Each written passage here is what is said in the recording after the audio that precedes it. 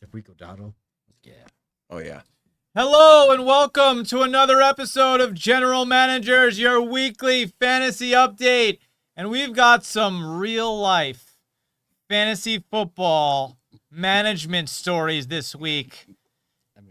We're going to welcome you into our actual league this week, guys.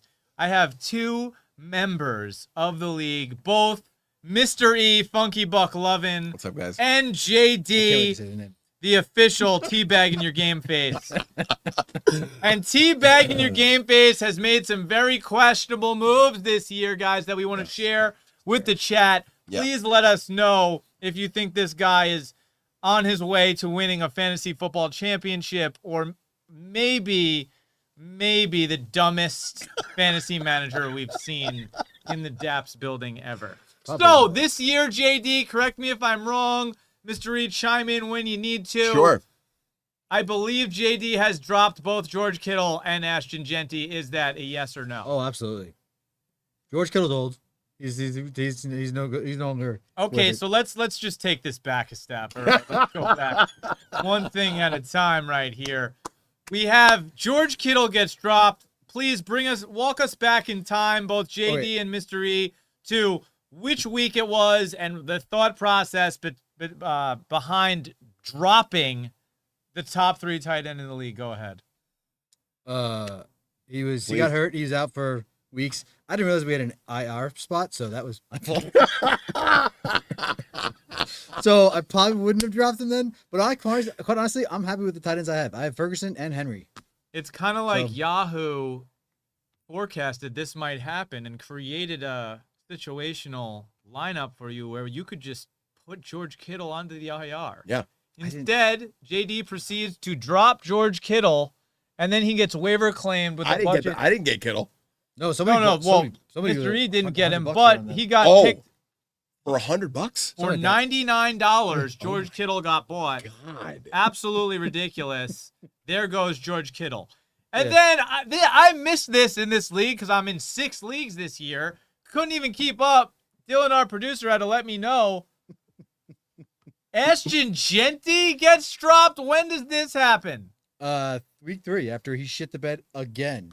And I was like, I have nobody else. So I was like, I watched him play against the Chargers, and he fucking sucks. Yeah. Like, he can't block for shit. He looks like a child out there. He was getting tossed all around. I was like, well, they're going to play him behind, so they're going to be throwing a lot of balls. So if he can't pass block, then he's not going to be on the field that much. And then the following week he went off. And I was like, oh, okay, that's who just had to show up. Mm-hmm. So, but in the first 3 weeks, he sucked dick. Yes, isn't that great? So now we're going to look. We're going to look deep into. We're going to look deep into JD's bench that he couldn't drop. So I don't. Well, I dropped already Coleman. I got rid of Coleman, and I have Smith is no longer there. So you in your mind went, I can't drop Keon Coleman. I'll drop Ashton Genty. Then proceeded to go, I can't drop Tootin. I'll drop Ashton Genty. And then went, Jonnu Smith is too valuable to my team. I'm going to have to drop Ashton Genty over Jonnu Smith. And then proceeded to hit the drop button on Ashton. I think I dropped almost all those guys. I dropped Coleman and Smith, I think, at the same time. So I just got rid of it. I was like, oh, these guys suck. All right. He's just dropping people. So, I'm now playing the waiver, which actually sucks because it's been a rough one. Last year, I won our fantasy league because I had half the way I was playing on the waiver wire. So I was like, okay, I had a terrible draft. I was like, all right, I fucked up. So let me just let me go and try, ride this, and it didn't turn out very well. It's not going to turn out well. Now my goal is I'm going to fuck everybody up's chances at getting in the play. That's my goal. I want to try to be like the spoiler for the rest of the season because I'm not going to win. So it seems like you're one game out of the playoffs at the moment. So maybe don't just do that yet. And then you never know. From the other perspective, you wake up, you have your coffee one morning, and you look at the waiver wire, and then you notice that a man named Ashton Genty's just popped up on there. Yeah.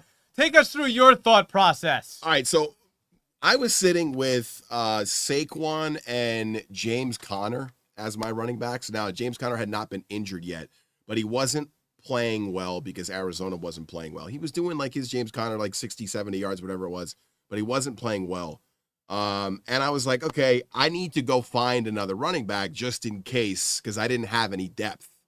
So I only had 2 running backs on my roster, and I was like, I need to go get another running back. And little did you know that the depth you were looking for was in the form of Ashton Jeanty. Quite literally. I saw him down there, and I was like, oh, that's weird. Why is he available?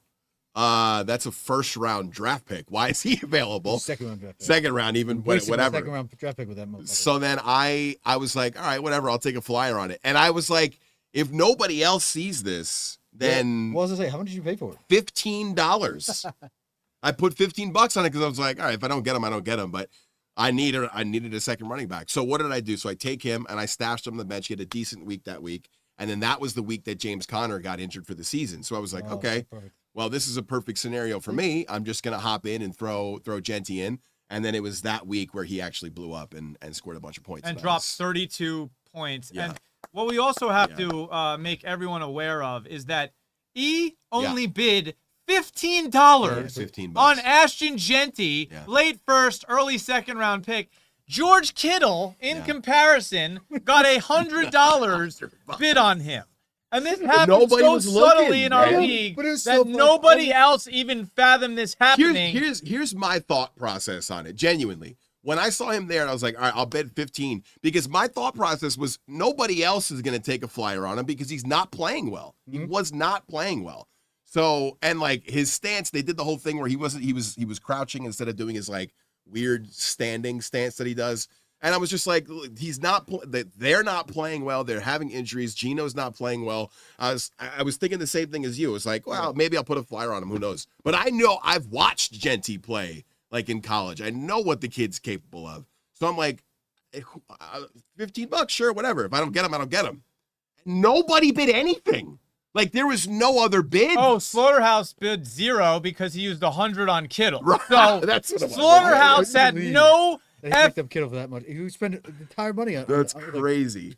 So he had no budget left. This is absolutely nuts. And we just looked, the week that you pick up Jeanty, you drop 170. Yeah. And I checked your bench. Yeah. And your bench, you had Woody Marks. So you probably would have been forced to play him. He scored 25 points anyway, blew up that week. So you might have had 7 less. You still would have put up 160, whether that happened or not. The scary thing is for the rest of the league, though, is that E just stole a first-round pick in week 3 for no reason because JD doesn't know how to use IR spot.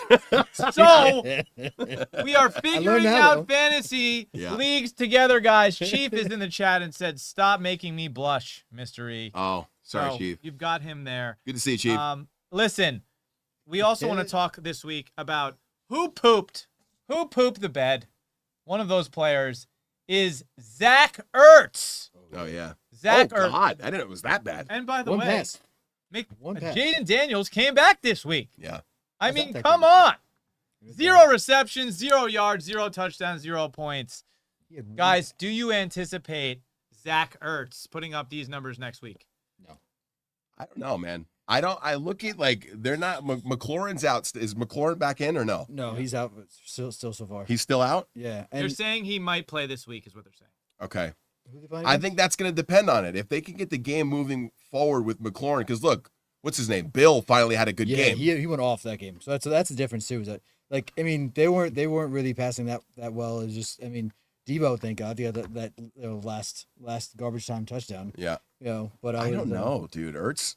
I feel like Ertz is at the end of his illustrious career. Well, guys, what I will say is maybe listen to Mr. E's advice. He's in first. JD, not so much. Yeah, it was a pleasure having you guys on the show, guys. I want to say one more thing about managing a team here. You also got to know when something good is out there, right? I don't know if you guys remember, but on draft day, I traded David Njoku for Tyler Warren. Hey. Because I'm a Colts fan and I know what the hell he's capable of. So I'm sitting in first place, 5-0. Did you trade with JD? No, I did not. No, I did not. It was live here. It was in this room. So 5-0. And I already told people I got a Monte Brown. So the last person in the playoffs, when we hit them, we'll get a Monte Brown. And remember, guys, if you get knocked out of the playoffs, that's the face you will see. All right? Yep, you know it, buddy. All right. More players who pooped this week. Woody Marks. Oh, my God. Woody Marks. Everybody is so high on him. He drops 25 points. Week after, 7 attempts, 24 yards, 2.4 points. We are really not happy about this. We are really not happy about it. I was excited for Woody Marks. Again, playing the Ravens, who have been super soft. We thought, oh, wow, Texans might come in. They end up dropping 40 points, and Woody Marks has none of them. No touchdowns, no nothing. Dill, do you have any opinion on Woody Marks and his future? Can we really quickly address what just took place? In a decade of playing fantasy football, I have never in my life seen something as embarrassing as what transpired. I'm really ashamed of our league.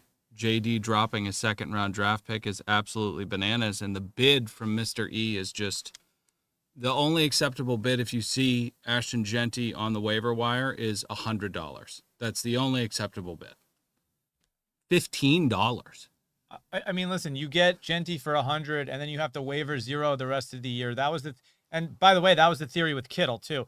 Listen, guys, I don't even know if we should really be bringing this up. I imagine anybody who's watching the show actually knows what they're doing in fantasy. I would hope so. It's a low-level league with low IQ folks, all right, when it comes to fantasy football. Good God. This is absolutely insane. This doesn't happen in most leagues. But All right. It does take advantage of these people. Let's move on. When you smell blood in the water. Jerry Jeudy. How about Jerry Jeudy? Huge disappointment this year. 2 receptions, 15 yards, 2.5 points. He goes from Flacco to Dylan Gabriel. Doesn't get anybody better for Jeudy. Do you see Jerry Jeudy having some type of bounce back? Remember, Dylan, Jerry Jeudy didn't start the season strong last year and ended up being a monster for a lot of playoff runs. Yeah, Jerry Jeudy got me into the playoffs in a league last year. He had 3 or 4 weeks with Jameis where he absolutely went off. With that being said, Steve Smith is right about Jerry Jeudy. Jerry Jeudy is mediocre, and you cannot start him. I think you can drop him. He's the kind of player that you could look at like a grenade, right? So last year I dropped Deebo in the hopes that one of my enemies would pick him up and play him based on his name. I had him for weeks and weeks and weeks. I knew he was horrible. You can do something similar with Jerry Jeudy, just a lower tier. Somebody's desperate, they'll throw him in and lose because of it. Yeah, and I mean, I don't think you can even compare that to Deebo because the Browns are so freaking bad. And I didn't actually get to watch any of the game. It was super early out in LA, Minnesota versus the Browns. It looked like it was a scrappy game. The Browns had the win up game until 2 minutes or 1 minute left. So yep. Obviously Gabriel played some type of decent game. And now they're saying, now Shedeur Sanders is QB2 on the roster, the depth chart. So they're saying he's going to enter game at some point. We don't know when. Yep. We will see. Moving right along to Chris Godwin, who, historically is an absolute boss. But guess what? 3 receptions, 26 yards, no touchdowns, 4 points. And Baker, what did he score? 30 points? I mean, come on, guys. Yeah. What is going on? What do you think about Chris Godwin, Dill? Just time. Just give it some time. I'd be lying if I said I wasn't concerned. Mike Evans is going to come back. So Godwin's got to establish himself very, very quickly because the return of Mike Evans with Egbuka will see Chris Godwin as, I don't know, wide receiver 3 or 4 in fantasy. Might be 3 or 4 on his own team. We're talking about Mike Evans potentially coming back. Listen, I'm not a Chris Godwin hater, but Egbuka is explosive, and Baker has chemistry with him. So even when Mike Evans comes back, I don't see Egbuka losing that much of the target share. I think it only opens it up. You can't double Egbuka with Godwin and Mike Evans in the mix. You're going to have to single cover everybody. It's going to be absolutely wild to watch Tampa Bay. I'm a big Baker guy, always rooted for him, and I will continue to do so. And this is where the eye test comes in. All these people are saying Egbuka's ass metrics are bad. His separation scores, all this stuff. Just watch the game. Who cares about the data nerds? This is where the nerds need to shut the fuck up. Shut up, okay? nerds. Like, stop it. Oh, well, this can't hold up. Or this, guess what? They told me James Cook couldn't score 18 touchdowns this year because he scored 18 touchdowns last year, and he scored 6 touchdowns in the first 4 games, okay? This was he rushed for a touchdown in 8 straight games. This last week was the first week that James Cook did not rush for a touchdown in 9 games, okay? So this is the first bad week that James Cook has had. The Bills look sloppy on offense. We're not going to go too deep into that, but James Cook is the pick of the draft. In any league you were in, if you got James Cook in the 3rd round, that's been the pick of the draft, maybe outside of Egbuka. Egbuka. Top 5 running backs that we want to go over from last week. Rico Dowdle. Rico was decent on the Cowboys. Chuba gets hurt. He slots in, drops 30 points on a bunch of people's heads. And by the way, what I will say is, I don't want to hear these fantasy manager whiner complainers. Oh my God, I lost because Rico Dowdle scored 30. Guess what? If somebody drafted Chuba and cuffed Rico, right, and cuffed him and then put him in, Chuba scored like 8, 9, 10 points this year. Good for you, bro. You waited all this time, first 4 weeks. You are fast asleep on mediocre running backs. You're fast asleep on them. Tony Pollard, Chuba Hubbard. You just have no respect for these guys, and they put up points. It's really a shame to witness. Chuba put up points last year. He hasn't put up points this year. Yes, he has. He's put up points this year. 10 points and 13 points and 8 points. That's not putting up points. That's a nice baseline running back in your RB2 position or your flex. 16 week 1, 16 week 2, 8 and 8. What are you in, PPR? It's our league. Are we? Do we have a PPR league? No. Wow. Okay, well, 16 2 weeks in a row ain't bad. Okay. Either way, my point is that Chuba hasn't had a 30-point week. Now you finally got one out of Dowdle. Nice work. Listen, I do feel for you, though. If you're playing that one scumbag whose team is kind of falling apart, has injuries, they picked up Rico Dowdle and put him in the flex and you dropped 30 on your ass, I feel a little bad for you. Let's go right along to Jonathan Taylor. No surprise here, Dill. Do you expect Jonathan Taylor to average 30 points a game? Yeah, it's just insane what he's doing. He's had one bad week of 12 points, which is his floor. If Adonai Mitchell does something super stupid, Jonathan Taylor's floor legitimately maybe 16 points. He is absolutely insane. Him, Christian McCaffrey, and James Cook are unstoppable. And another running back who I'm pretty happy to see succeed because I've always rooted for him, Kyren Williams finally has his breakout game. This is a late second-round pick, maybe early third. 27 points. He was doing this all year last year and in his rookie season when he wasn't injured. Kyren started off a little slow. So if you drafted Kyren, he had a really big week, 27 points. And then the man who Dylan refuses to admit is good, I think you have to at this point. I don't even think it's a conversation anymore. Javonte Williams, I think, puts up his either third or fourth 20-point week. And listen, this isn't because Javonte Williams is so good. Javonte Williams is good, but the Cowboys love to run the ball. They've been doing it for 10 years. They feed their running backs the rock. You saw Zeke hand the baton right off to Tony Pollard, who, by the way, Rico Dowdle was on that team too. And now they're handing it off to Javonte, and he looks great. And I'm not to say surprised. I don't think that anybody could have forecasted he was going to have the year he's having. No, absolutely not. And I have to just admit when I'm wrong. And I was wrong. We had a trade. I think I'd offered you T. Higgins and someone else much better than Javonte Williams in name for Javonte Williams and somebody else. And I couldn't do it at the time. It was week 1. I couldn't give up T. Higgins for Javonte Williams. In hindsight, obviously, that was the play. But Javonte Williams was very, very hyped at Denver. People were really, really excited for him. He goes to Dallas, and he's just becoming the running back that everybody thought he was going to be in Denver, just with the stars and stripes of Jerry Jones' ragtag group of mediocre football players. Jerry Jones, who just got fined $250K for flipping the bird to Jets fans. You love to see it. You'll love to see it. No way. Jacoby Krosky-Merritt, also Little Bill. Kill Bill, baby. This guy had so much hype. Then he died down. Then he went up. Then he went down again. Now he's back up. Seems like a kind of a boomer bust running back. But also what I will say is, listen, Jayden Daniels was hurt. All right? Gets hurt in the game against the Packers. Then he doesn't play.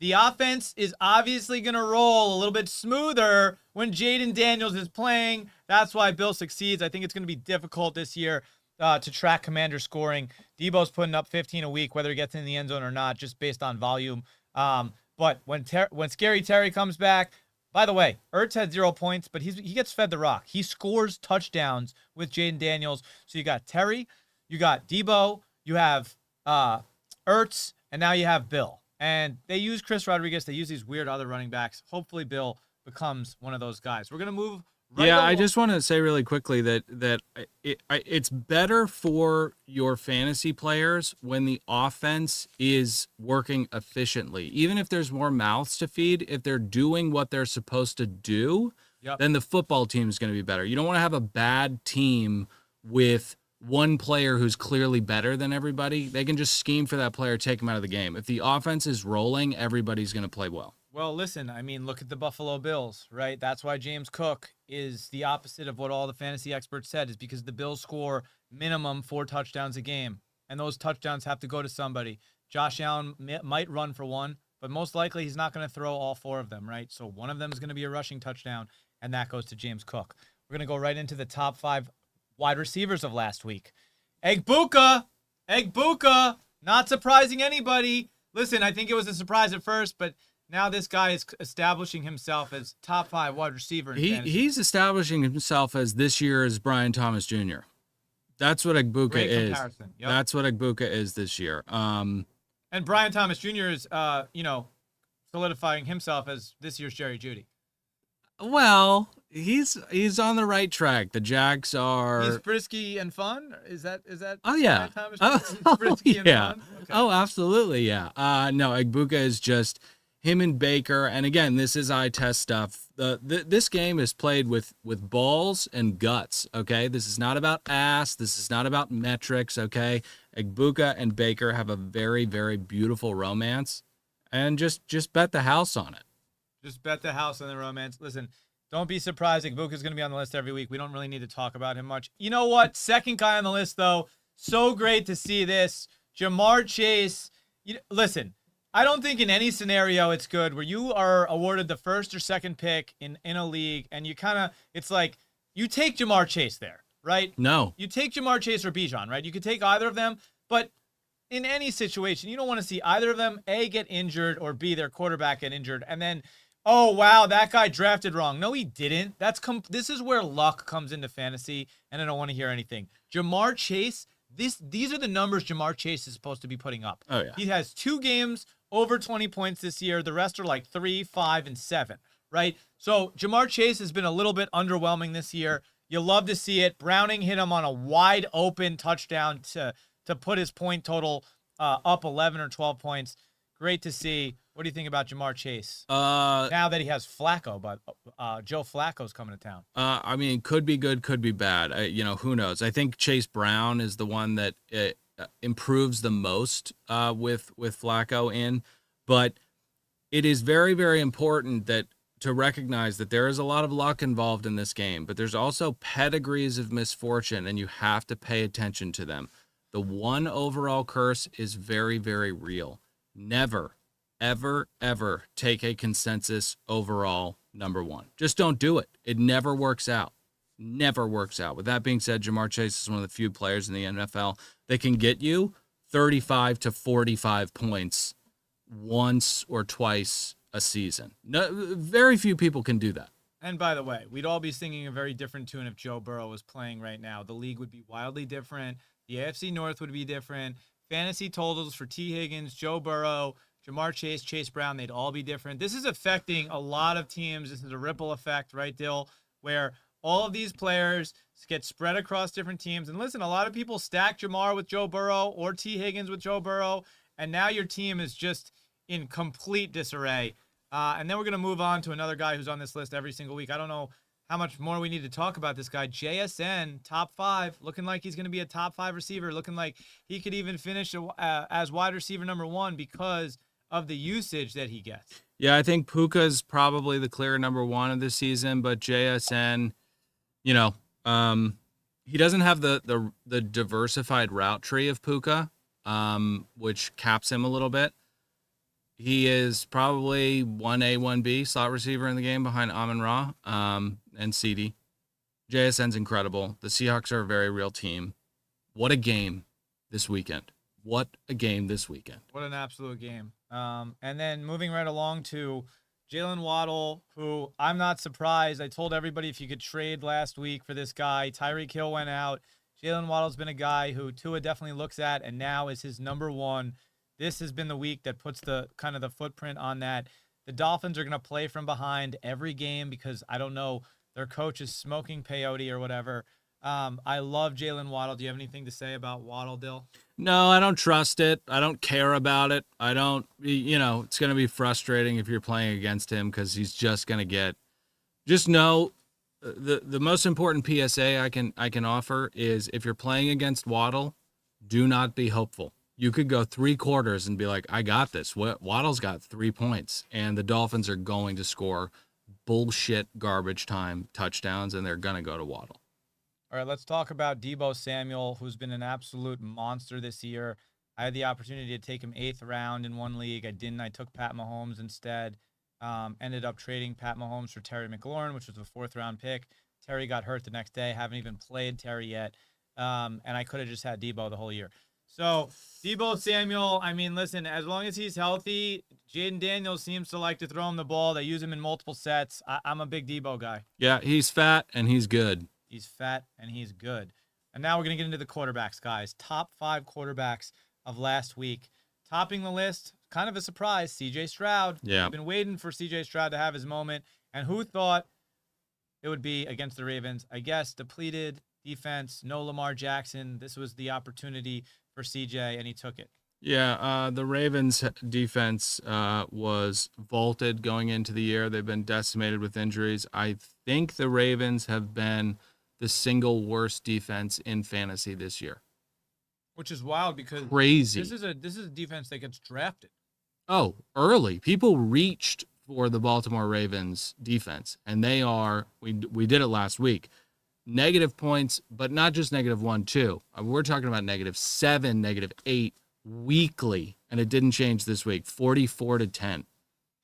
Moving right along to Sammy D, Big Dick Sammy D. You love to see it. Ex-Jet, ex-Panther, ex-Niner, ex-Viking, leading his team to an almost victory. But listen, he's playing well. He's dropping 30 fantasy points. He's throwing 4 touchdowns. You can't hate on this guy. This is an NFL quarterback. That's what he is. He's not a backup. He's an NFL starting quarterback. He puts your team in a position to win. He's not perfect. They lost the game, by the way, on a I think he threw it off either a helmet or a tipped ball that got intercepted. Mm-hmm. So it wasn't a horrible throw. It wasn't like, Sam, that was so bad. You threw it into oncoming traffic. Really cool option to have Sam Darnold, the quarterback in fantasy, as a pickup or a waiver every week. Yeah, and I think if you're in Dynasty, later in the season, Jalen Milroe is a great pickup because I think Jalen Milroe is going to learn a lot sitting behind Sam Darnold all season. Sam Darnold is disrespected, and he's going to be disrespected at the end of this season as well. The Vikings cut him. The Seahawks are probably going to move on from him, but he's a good quarterback. The Bucs, I love the Bucs. You can't give up 35 points. You can't do that. You have to get better on that side of the ball. And then my money said, so sad, Rams lost. I couldn't believe they lost either. Mac Jones comes in and plays like Peyton Manning, Tom Brady. Let's move over to fantasy stud number 3. Dak Prescott, looking like Dak 2 years ago. You love to see it. He's got Pickens. He doesn't even have CD. Jake Ferguson, absolute stud. Javonte, stud. He has got weapons all over the place. Turpin and Tolbert, he's using whoever he has to. Dak Prescott, MVP considerations early in the year. Are you buying into that, Dill? No, but they've got a little Chiefs offense vibe going with the Swiss Army bullshit that they're pulling. I mean, just everyone's getting big plays, and the Dallas Cowboys are a really fun team to watch.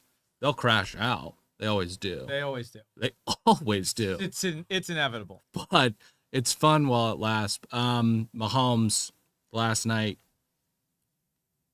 I hate him. Yeah, it's interesting. I told you guys I drafted Mahomes 8th, and I took Josh Allen 2nd. I had both. Everybody was screaming at me in the draft, and I'm just going, guys, Patrick Mahomes is available 8th round, and you assholes think you can just wait and wait and wait, and nobody drafts quarterbacks. Guess what? I'm taking 2 quarterbacks then. And I'm going to trade one of you idiots. Yeah. And that's what I did, and I got a little unlucky. Maybe that's the fantasy gods looking down on me. I don't really know. Mark my words, the best stack of this year will be Patrick Mahomes and Rashee Rice. When Rashee comes back, oh my gosh, is Pat going to go off? Love that. I love that idea. Okay, let's also talk about Trevor Lawrence, who last night, you just can't be impressed because he's doing so many ugly things. Throwing two horrible interceptions. He ran 2 touchdowns in, one of which he fell down on. Right. So it's like, is he going to regularly fall down and run touchdowns in? Is that what you're going to rely on? And also, Travis Hunter is making like web gem catches, but not because they're well-thrown balls. They're bad balls that Travis Hunter has to do incredible things to catch. I don't trust this. Trevor Lawrence has multiple 10-point games this season, and he's got a couple of these. If you really, really need him, put him in. I mean, I guess it's matchup dependent, but T-Law strikes me as the kind of person where he could be going up against the Cardinals and you go, ooh, this is a good pick. Nope, 11 points. And then he plays, I don't know, the Colts or somebody, and he throws for 275 yards and 3 touchdowns. You know? Well, here it is. Trevor Lawrence beats the Chiefs. Absolutely wild. I didn't see it coming. Vinny Chet says Jordan Mason and Shakir for Jordan Addison. I mean, listen, Jordan Mason had one good week, kind of a letdown after he came in. Aaron Jones comes back. Listen, if Aaron Jones is healthy, Jordan Mason ain't getting any points. I'm telling you that. Khalil Shakir, boomer bust type of guy. Jordan Addison, I think he has 13 points and 15 points his first 2 weeks. Looks kind of good. I don't know.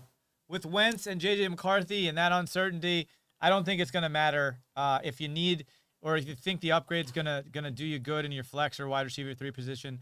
Make the trade. I would wait. I'd wait a week, see who the Vikings play this week, and see what Jordan Mason looks like. He looked really good his first week. They played the Browns, which just kind of a stud of a D line. I mean, they're just a good defensive line. So just give them another week, see what happens. And they played over in Europe last week, and this week the Jets are playing the Broncos. Are you going? In London? Absolutely not. Hey, I did that last year. You did do that last year. You know what? I was going to watch a Hall of Fame quarterback, Aaron Rodgers, last year. I'm not going to the 0-5 Jets, all right? Yeah. We're going to move to the Ravens-Texans game, all right, where Zay Flowers put up 9 points, close to 10, no touchdown, without Lamar Jackson, who, by the way, they're saying, he's questionable right now. He might play this week.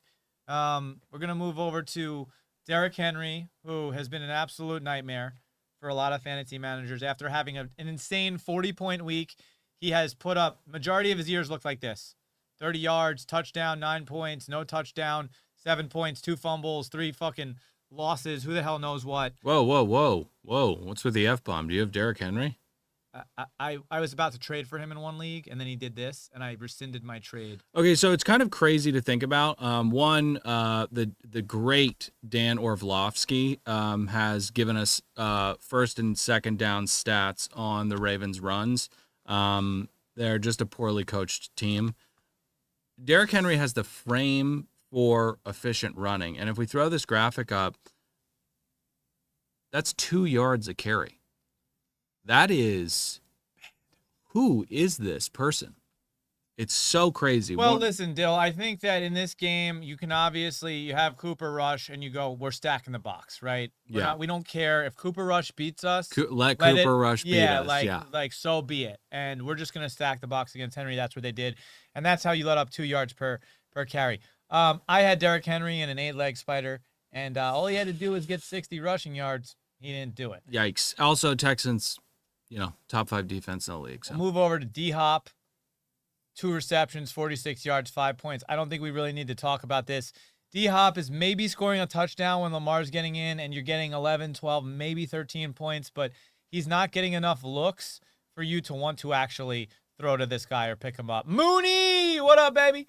We're going to move to Xavier Hutchinson. Mooney, please let me know if you have any start or sit questions in fantasy this week. I'd love to hear from you, Mooney. Jump in, everybody. Xavier Hutchinson on the Texans, however, obviously a little green tile, 3 receptions, 18 yards, 2 touchdowns, 15 points. Now, 15 points is attractive. What's scary, though, Dill, is 3 receptions, 2 touchdowns. I don't see that holding up. What do you think? No.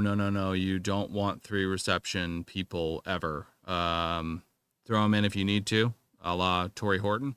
Yeah, I mean, 3 reception Randy Moss for 154 yards. That's a different story. That's a different story.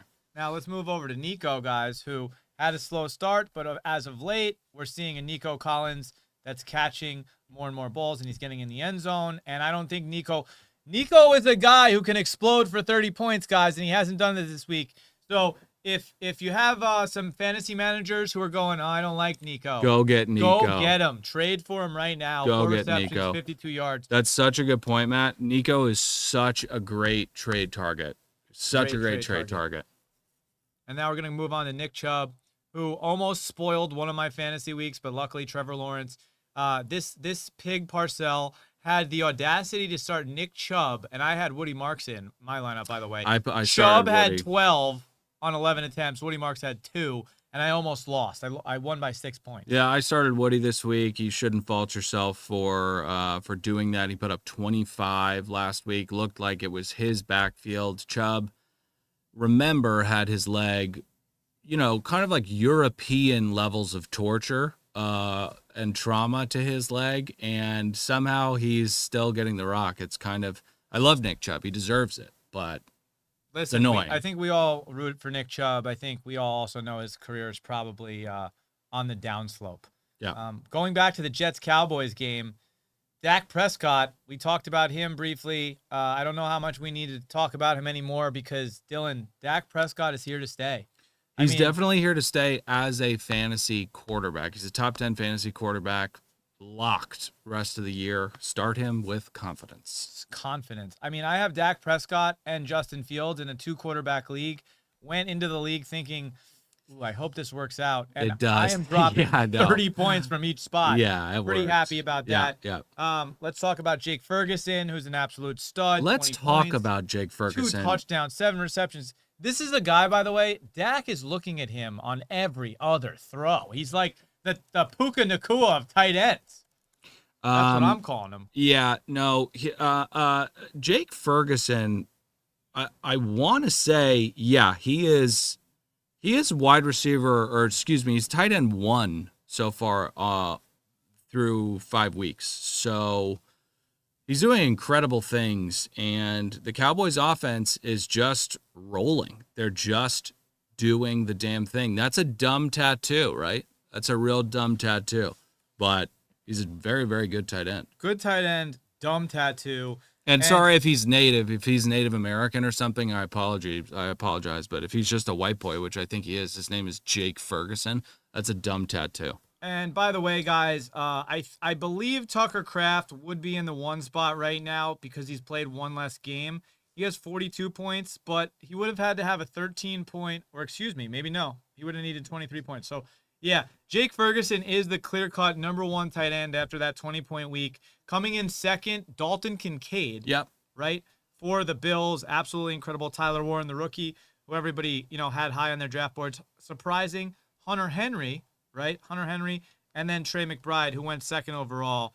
Very, very impressive. Yeah, Kraft has had, I think he's been out 1 week, had a injury week, and then had a bye week. So Tucker Kraft has not been on the field as much. He'll creep into the top 3 conversation, and Kittle will be back. I do not believe in Dalton Kincaid and Jake Ferguson like full-blown moving forward, especially when CD gets back.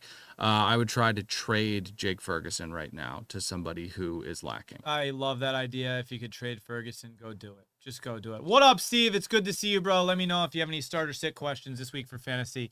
Let's jump into Justin Fields, who, listen, the Jets aren't getting any wins. Ooh. All right.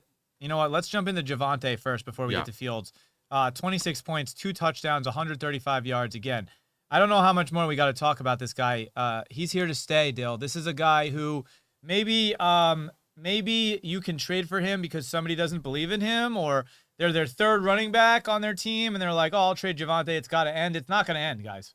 It's not going to end. It's not going to end. This kid, Jaden Blue, is wearing Louis Vuitton cleats at practice and getting blisters. The coaching staff are a bunch of adults who are looking at this kid going, wow, this kid is a child. So maybe next season, this season, it's Javonte Williams. Let's get to your quarterback, Justin I got Fields. Justin Fields in 2 leagues, and I'm pretty happy about it. 283 yards, 7 attempts, 26 yards on the ground, 2 touchdowns, 2 two-point conversions, 26 points. Justin Fields, he's fun to watch. And listen, just the an problem athlete. with the Jets is that this is what we talk about all the time on all of our shows, Dylan.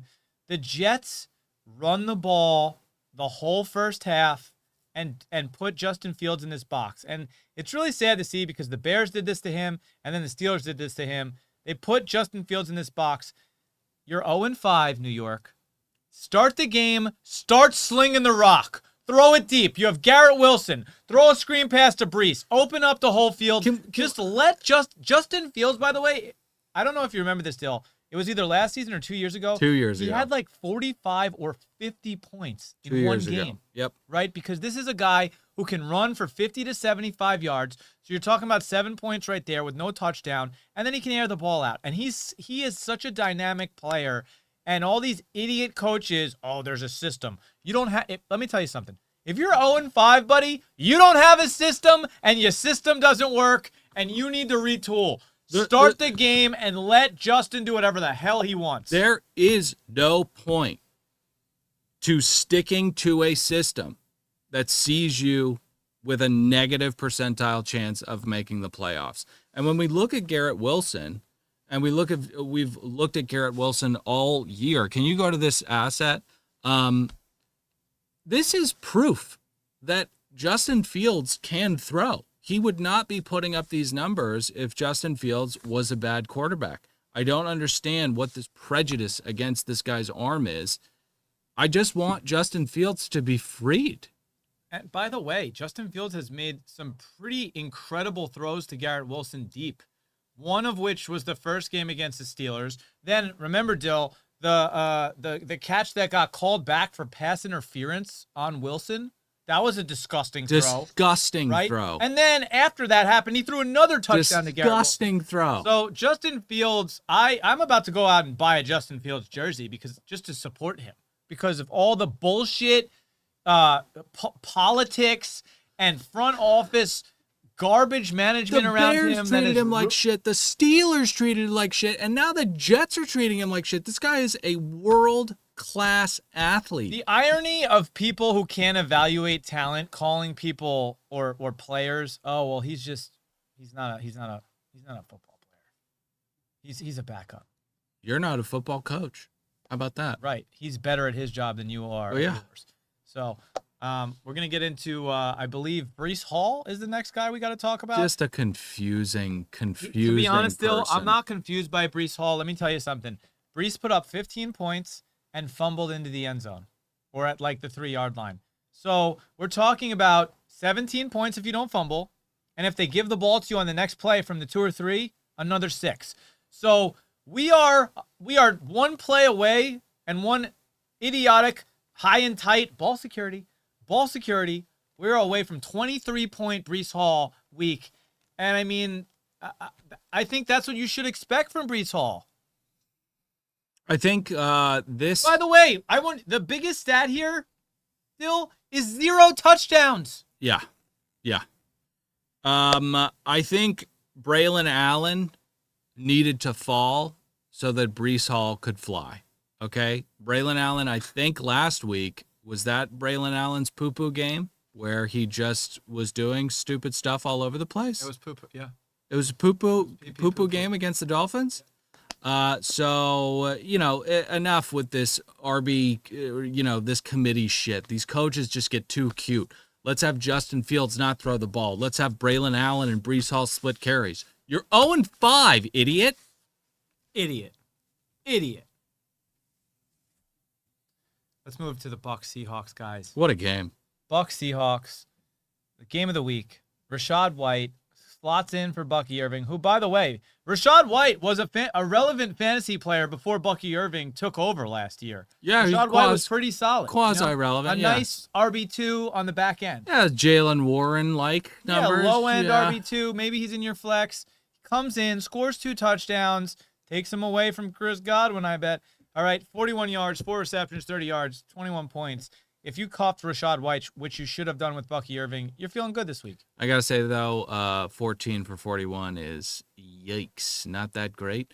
He's not that good of a running back, but Bucky is not there. So you can play him every week because the Bucs are a good offense. And listen, also the Seahawks have a good run defense. So I'm not really surprising that he didn't get that many yards on the ground. Let's move over to Baker, who was an absolute stud. This is, you know what? This is like the steal of the draft, and it shouldn't have even been that surprising because of the numbers Baker put up last year. You could have waited till everybody drafted Josh Allen, Lamar Jackson, Daniels, Mahomes, Burrow, Hurts. Baker's number 8, 9, 10. He's going in the 10th round, 11th round.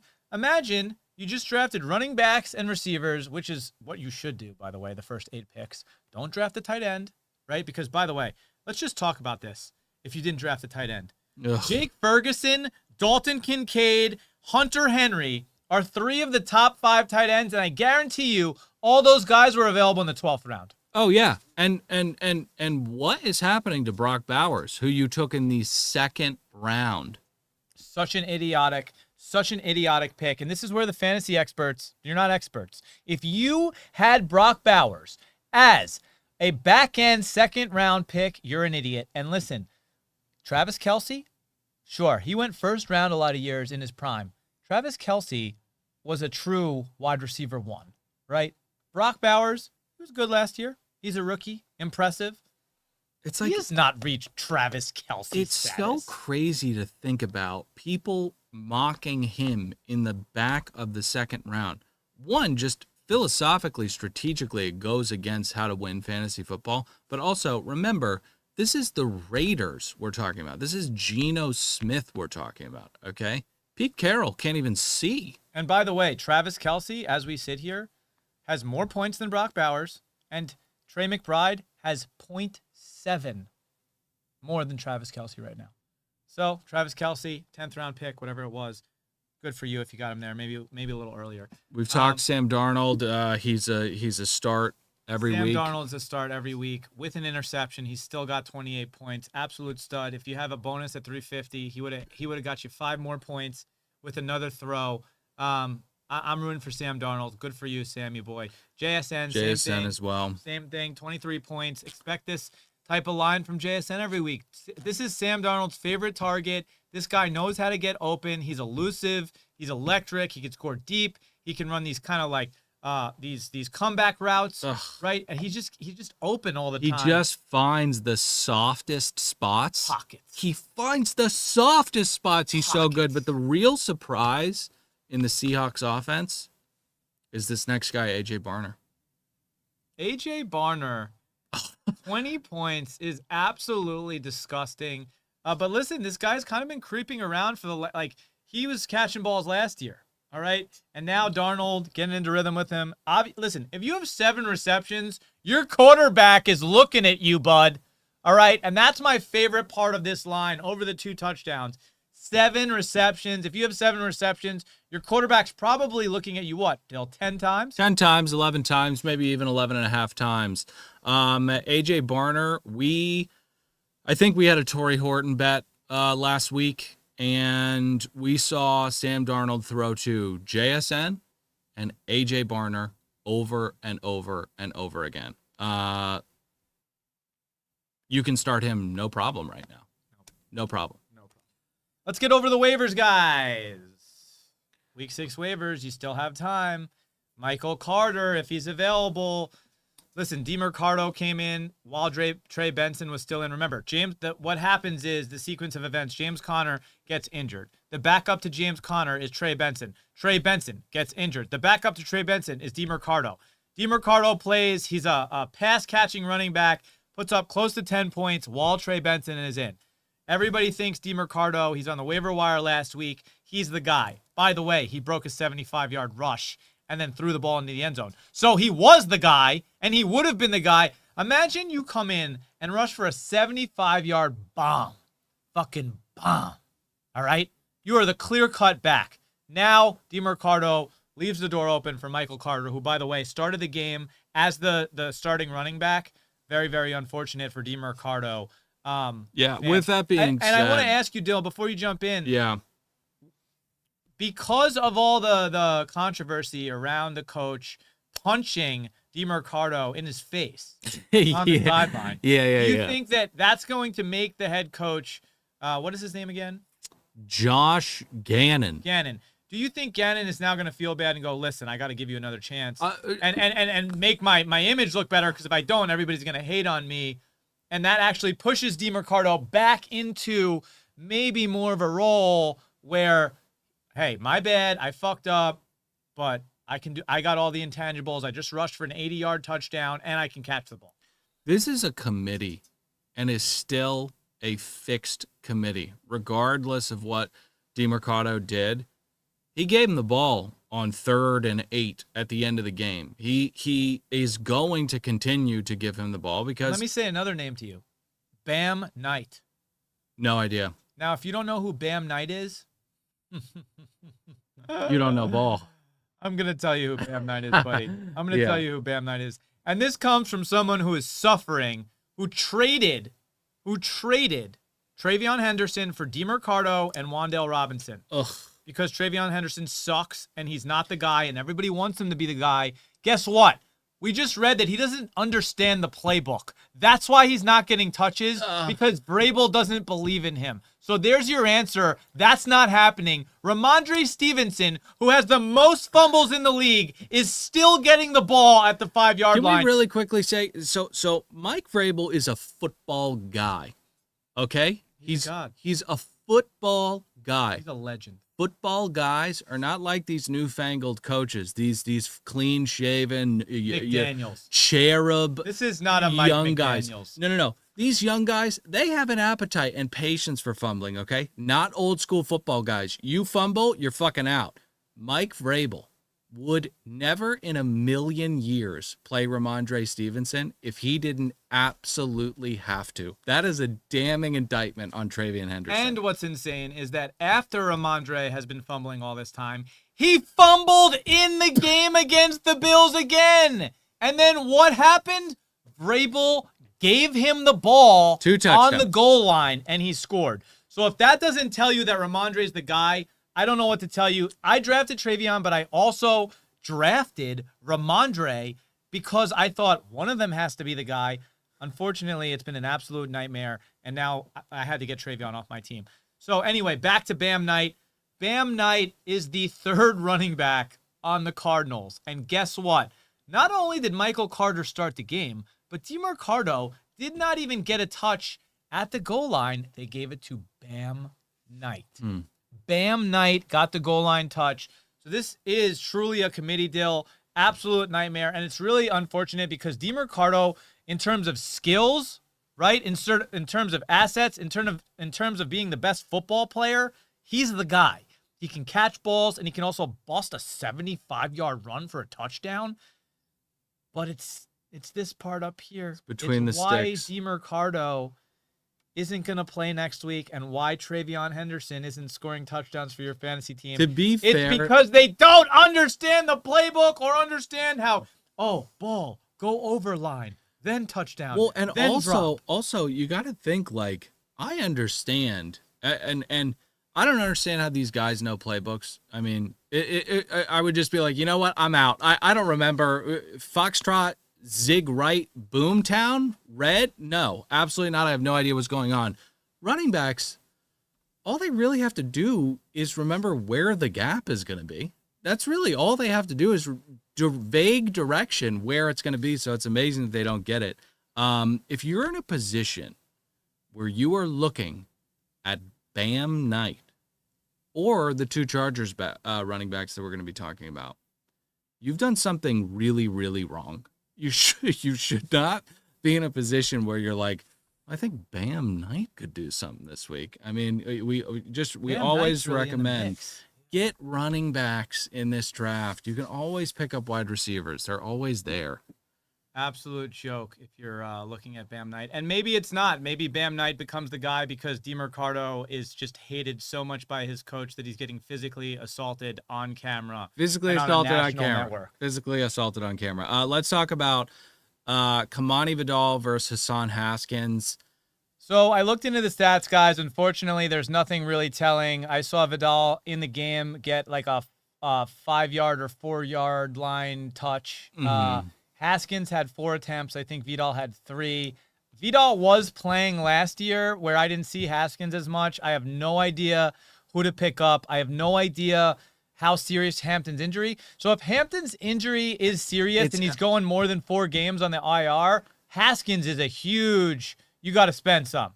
You got to spend some. But again, you got to then also get Vidal somehow and hope that nobody's on him, and you got to pick 2 guys up and have this nightmare Travion Henderson, Ramondre Stevenson situation going on. I think Hampton's injury is fairly significant. I think he might have a fracture, and that means he's going to be out. There's a scenario where he's out maybe the whole season. 8 to 12 weeks could be. I don't think we're going to see week 3 and 4 Amari and Hampton again this season. I think it's a bust. With that being said, this backfield is not what you have to focus on. I think Hampton going down means you go and get Ladd McConkey. You do not focus. Jim Harbaugh is not going to. He barely did enough to get Amari and Hampton to the numbers he needed to be at. He's not going to get Haskins. Let's get to the meat of this. What's the max you're bidding on Haskins? $2? No. I want nothing to do. Okay, let me ask you a better question. I want nothing to do with this. Let me ask you a better question. You're only going to, fine. This isn't about you. All right, this isn't about your personal bias towards Hassan Haskins. What do you believe in your average league, the high bid on Hassan Haskins will be? What do you think? When you wake up tomorrow morning and you see the bids, what is the top bid on Haskins go? 7. You're out of your mind. I'm thinking it can approach the $30. Oh my gosh. Yeah, okay. I'm not saying it's right or wrong. I'm just saying, I want you to think about there's somebody in your league who has injured running backs, who has a flex position. They don't know who to start. They look at Haskins. They're like, oh, I got to take a flyer on him. I'm going to drop X amount of money. Yeah, I mean, if your running backs were James Conner and Amari and Hampton and Trevion Henderson, then maybe, yeah, I can see the desperation. But do you agree with me? I think that people are a little scared of Ladd, but with Amari and Hampton's injury, I think this means that we're going to see the Chargers be the Chargers of week 1 and 2 when they were kind of winning. They looked really, really good. It's Justin Herbert with the ball in his hands. All the receivers go up. So Guerrero asked Kamara or Crossget. I think I gotta go Bill. The Saints are just such a weird team that I don't think you can rely on to move the ball consistently. Whereas I think the Commanders are going to score points every single week. They're always going to be in the mix while Daniels is playing. Yeah. And back to your Ladd point, I don't want to say I disagree with you, Dill, but there's just so many mouths to feed in LA between Keenan Allen, between Quentin Johnston, between Ladd McConkey. Finally, we saw Ladd. He actually returned a punt for a touchdown that got called back, but that was a good energy kind of for him and the team. So, I think you can offer that. I'm fine with that. I like Croskett. I think he's the lead back there. It's not, debatable. That's who the guy is. Whereas Kendre Miller is getting more touches in New Orleans, which is just weird to me. I don't like that. And the other thing I want to say about the Chargers is Harbaugh still likes to run the ball. So we're going to see what happens there. But go get Ladd. I'm telling you, go get Ladd. Listen, if you can get Ladd for cheap, get him. Get Ladd for cheap. Yeah. All right. Get Ladd for cheap. Okay. AJ Barner, or excuse me, who was the last guy on the waivers list? Kendre Miller. Kendre Miller, we just talked about him. He's the backup to Kamara. I don't know why he's getting so many touches. I don't know if they think Kamara's old. I don't know. Kamara signed a deal either in the offseason or the year before, so you think he's staying in New Orleans, but I would love to see Kamara just go to the Chiefs. Go to oh my God! Go to the Chiefs. Kamara on the Chiefs. Go to the Broncos. Go to the who else? I mean, a lot of the good teams have running backs. You know what? We're just gonna look at the standings real quick. I would love to see. Let's see where we would love to see him. Oh, go to the Chargers. That would be cool. Imagine that. You know what? Kamara could do big things on the Arizona Cardinals. I really do think Kamara could Arizona do some Cardinals, big maybe. I don't Cardinals. Pittsburgh Steelers.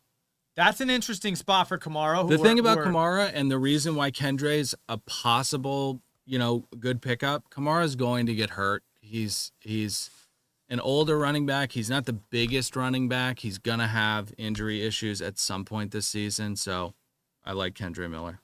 I mean, if the Buccaneers Bucky Irving's out. Kamara on there. Makes sense. A lot of these other teams, though, they really have... And also, the other team I could see him on, Commanders.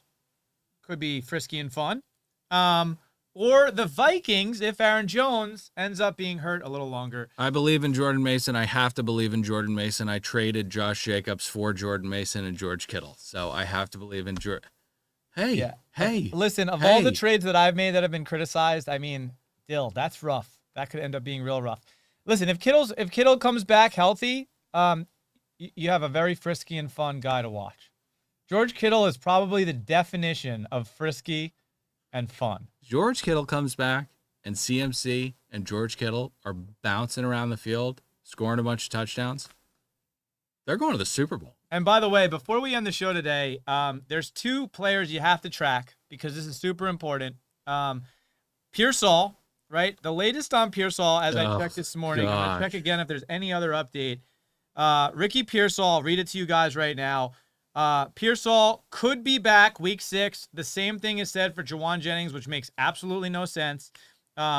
Knee could be back for the week 6 against the Buccaneers. Advice, Niners. Tight end George Kittle and Jawan Jennings could also return, which is good news for a team that is expected to be without Brock Purdy this week.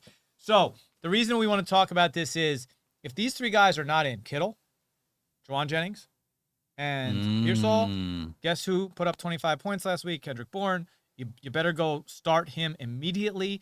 But also, I don't think you should waste any waiver on him right now because he's falling down the depth chart. He's Mac Jones's guy. He's not Brock Purdy's guy. But listen, you never know after a game like that where you obviously have established, hey, you can throw me the ball 8 times. I'm going to catch it. I'm going to put up 150 yards.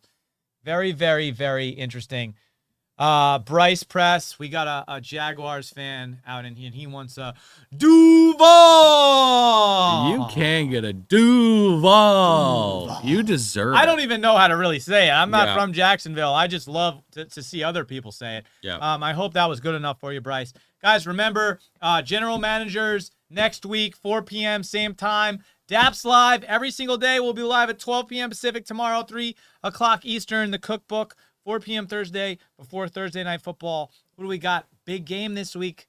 Dill. Eagles versus Giants.